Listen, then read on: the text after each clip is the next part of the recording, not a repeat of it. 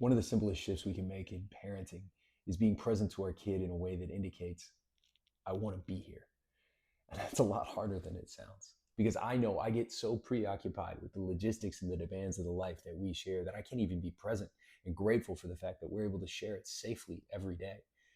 And the only tools I have to bring me back to an emotional state that shows my kids I want to be here is awareness and self regulation and a little bit of self compassion. Look, we're always looking for tools, external tools to help control or influence our kids. What do I say to them? What do I do with this? Or how do I get them to do that? But what if the biggest lever was actually internal parents? What if we slowed down enough to consider our own fear, overwhelm, and allow it, put those feelings down and replace them with presence and gratitude? And through that exercise, we actually modeled for our kids the things we wanted them to have in life: emotional intelligence, gratitude, connection, safety, self awareness. And I'm writing this because I'm guilty of the opposite. I have a hard time relaxing. I've internalized that my self-worth is based entirely on my ability to perform.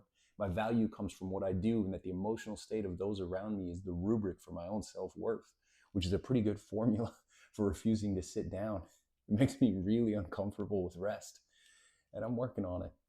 But I know my kids can feel that energy, that sense that I'm overworked, overtired, overstimulated. And sometimes they lash out and they tell me they don't feel like doing anything I ask because they don't want to join me in that feeling of constant urgency that they see. And sometimes they overcompensate. My oldest will jump in and overfunction. Hey, Dad, I got this ready for you.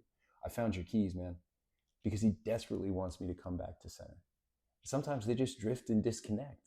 My little one will float all the way to the other side of the house with a book or a story in his headphones because he just needs a break from us. And those patterns start with me.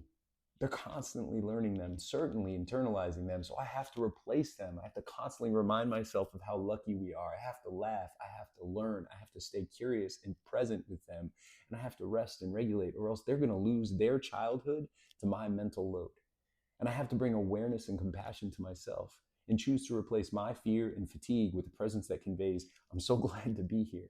And maybe if I can do that, then maybe I won't need quite so many parenting tips.